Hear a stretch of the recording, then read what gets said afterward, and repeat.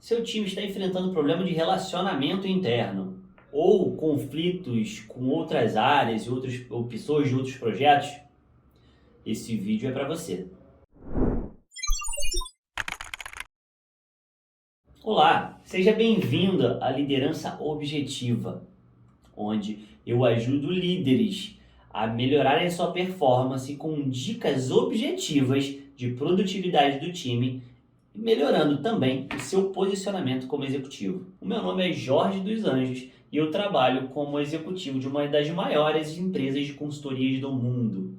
Nesses últimos 19 anos, eu venho colhendo muita experiência nos projetos onde eu trabalho, nos projetos e programas que eu gerencio. Bom, hoje nós vamos falar sobre conflito interno do time.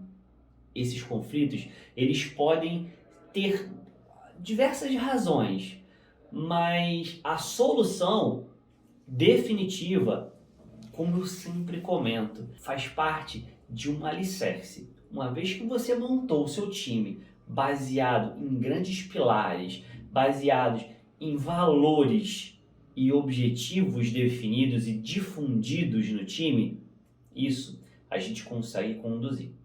Bom, falando um pouquinho do que é esse tema. Muitas vezes a gente se depara com conflitos internos, seja por problemas do profissional trabalhando de uma forma errada, seja por má fé do profissional, seja por que uma pessoa tem um comportamento muito difícil, uma personalidade muito difícil e outras pessoas não conseguem interagir muito bem. Na verdade, quando você trabalha com esse tipo de conflito, quando você identifica esse tipo de conflito, você precisa de muito mais do que bom senso para lidar com essas atividades, para você resolver problemas críticos, para que você resolva uma crise no time. Você precisa de fundamento na sua decisão. As pessoas seguem o líder quando o líder trabalha por uma causa maior que ele. Quando a causa pelo qual o líder segue tem raízes e fundamentos e valores muito bem definidos, o seu time enxerga isso e ele vai te seguir. Por isso é importantíssimo que a gente fale de fundamentos, que a gente fale do porquê você faz as coisas que faz, e isso faz com que isso seja muito claro para o seu time e a resolução de conflitos seja mais simples do que a gente imagina. Vamos falar de casos práticos, só que nesse vídeo nós não vamos falar de um roteiro passo a passo, e sim do fundamento do que você precisa trabalhar. E vamos falar no final de atividades que você pode executar para que você coloque em campo nesse momento algumas atividades e isso faça com que você melhore muito a produtividade do seu time, reduzindo conflitos. Isso é uma grande oportunidade hoje para você de entender como as grandes companhias, como as grandes empresas tratam resolução de conflito. Como que as grandes empresas reduzem a incidência de conflitos internos e como grandes líderes, por que grandes líderes estão hoje na posição que estão? Porque um grande líder, ele não faz somente um bom trabalho, ele vai além. Um grande líder forma novos líderes. Isso faz toda a diferença no seu posicionamento executivo. Naturalmente, o posicionamento que você adota é absorvido pelo seu time e o seu time te dá retorno no final do trabalho, no final do projeto. A produtividade e a qualidade do seu produto vai ser entregue, inclusive dentro do prazo. Muitas pessoas fazem uma gestão de conflito de um jeito errado. Quando você olha num momento do calor da emoção, é muito comum você errar na sua decisão. Você utilizar o bom senso. O bom senso nem sempre é o caminho, porque o bom senso, dependendo de como você trata, de qual é o seu relacionamento de líder com as pessoas envolvidas no conflito, você pode naturalmente, talvez sem perceber, pesar a decisão a mais para uma pessoa ou para outra. Mas na realidade, o que que a empresa espera dessas duas pessoas em conflito? Dessas duas ou mais pessoas em conflito?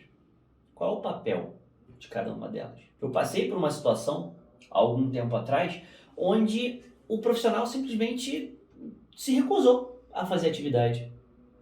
Ele simplesmente se recusou. E eu queria entender, você pode me explicar o porquê? Aí ele falou, não, porque não concordo, eu acho que essa atividade não deveria ser feita nem por mim nem por ninguém.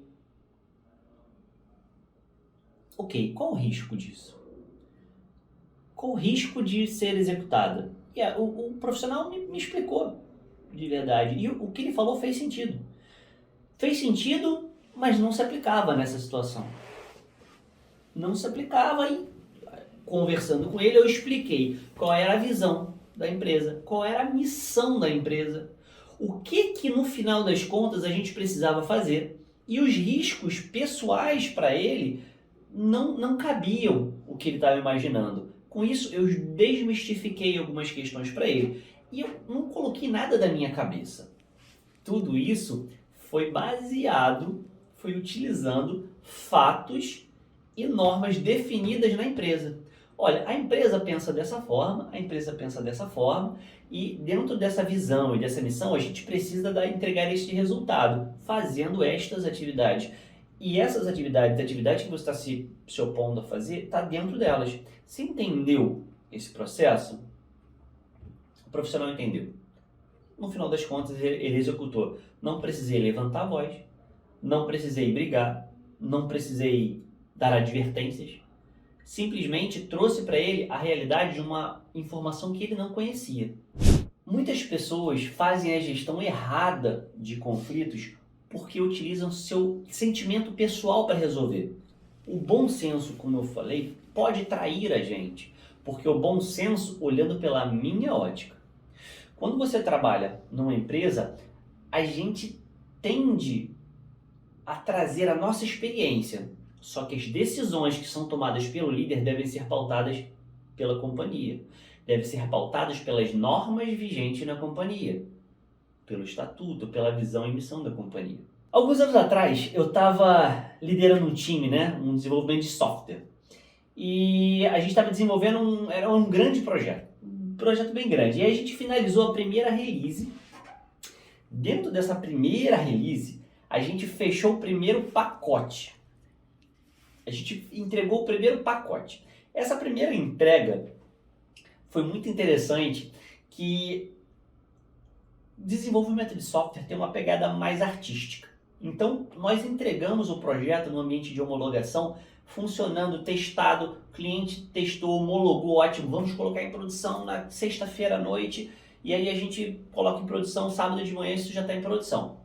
Quem trabalha com TI sabe que a gente vira à noite algumas vezes para fazer entregas de projetos. Quando nós entregamos, a gente colocou e aí a gente passou o pacote para o time de infraestrutura, a gente estava combinado e o pessoal de infraestrutura subiu esse pacote para o ambiente de produção, a aplicação não funcionou. E, gente, existia, não é rivalidade, mas existe uma questão cultural do time de desenvolvimento com o time de infraestrutura, que naturalmente existe uma fronteira ali onde o problema pode estar entre as duas equipes. Pode estar em infra, pode estar em desenvolvimento, pode ser um pouquinho dos dois. Então existe não é rivalidade, mas existe um cenário entre desenvolvimento e infraestrutura que precisa ser muito bem conduzido e trabalhado, porque é o tipo de tema que dá problema e normalmente a gente precisa interagir para poder resolver problemas ali. E nesse caso aconteceu do nosso pacote, quando a gente colocou em produção ele não funcionou, estava dando um problema. E a infraestrutura, imediatamente, o nosso time, olha, se há um problema, a gente colocou em homologação, estava funcionando, desenvolvimento está funcionando, homologação está funcionando, produção tem que funcionar. Se não funcionou, é um problema de infra. E o time de infraestrutura se prontificou, correu atrás e mexeu, fez as configurações que precisavam do servidor, o erro mudou e a infraestrutura falou, olha, fizemos tudo que era possível fazer, o problema está com o desenvolvimento. E o time de desenvolvimento falou assim, o problema não está comigo, sabe? Não é meu, não é meu, não é meu. Infra também não é meu, não é meu. E aí, coloca nada em produção? Como é que a gente resolve um problema desse sexta-feira, 11 horas da noite? Difícil. Nesse momento, você tem que ter muita sabedoria e muita sensatez, porque no momento de após uma semana cansativa de entregas, homologação, chega na sexta-feira, na virada da noite, quase meia-noite, os times começam a entrar em conflito. Como você trabalha com isso? Esse exemplo é um exemplo muito claro, muito clássico para mim, porque eu vivi muito isso, tá? Durante muitos anos. E a solução para isso foi: primeira coisa, vamos olhar o que está definido e desenhado dentro do nosso processo de trabalho. E dentro do nosso processo de trabalho, a gente revisitou todo ele e falei, gente, esse tipo de problema tem que ser resolvido pela infra. Aí a infra falou, eu já resolvi esse problema, então, e esse não é o problema. Então existia ali, naquele momento, uma lacuna. E essa lacuna dizia que o problema não era de infra, também não dizia que o problema era do time de desenvolvimento. Como é que você resolve um problema? Nesse momento, você tem que deixar as suas convicções pessoais de lado e trabalhar juntos. Eu, como líder do time de desenvolvimento, time de projetos, junto com o líder do time de infraestrutura, vamos trabalhar juntos? Trouxemos os nossos dois profissionais, um de cada time sentou junto para resolver. Uma vez que a gente resolveu aquele problema, a gente colocou esse detalhe, esse normativo dentro do nosso processo de trabalho. Porque a gente não precisa entrar em conflitos. Se tudo o que você precisa ser feito, tudo o que você precisa fazer está dentro do seu normativo de trabalho, você não precisa entrar em conflito. Se o fulano disse que não é com ele, a gente olha, está aqui dentro da norma, dentro do nosso processo, que sim, isso é uma atividade sua. E após você concluir, você tem que executar e você tem que produzir esse produto, ou esse artefato, ou esse relatório detalhado. Através desse relatório que você produz, ele é uma entrada para uma outra pessoa fazer um outro trabalho. Então, a gente identificou que tinha sim um gap dentro do nosso processo que não estava mapeado. O que nós fizemos? Resolvemos o problema, colocamos em produção, cliente feliz, infraestrutura de desenvolvimento se entendendo, tudo feliz, entregamos, fomos para casa. Primeiras atividades da semana seguinte, a gente fez uma revisão no material e a gente fez uma atualização desse material.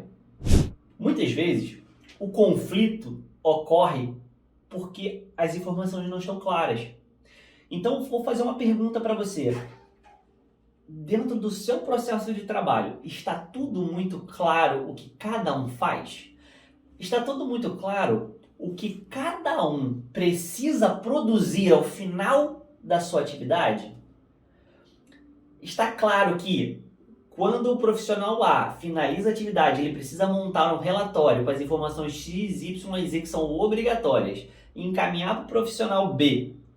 Esse profissional B vai receber essa informação, vai produzir e vai gerar um outro produto que é o relatório X, ou o produto, ou o pacote de software, ou o pacote de atividades, que vai divulgar isso por e-mail para as pessoas A, B e C? Tá claro quais são os normativos, quais são os sistemas que apoiam, quais são as entradas e quais são as saídas de cada pessoa? Isso faz toda a diferença. Uma dica que eu dou para você hoje é que você coloque em prática neste momento o mapeamento dos seus processos.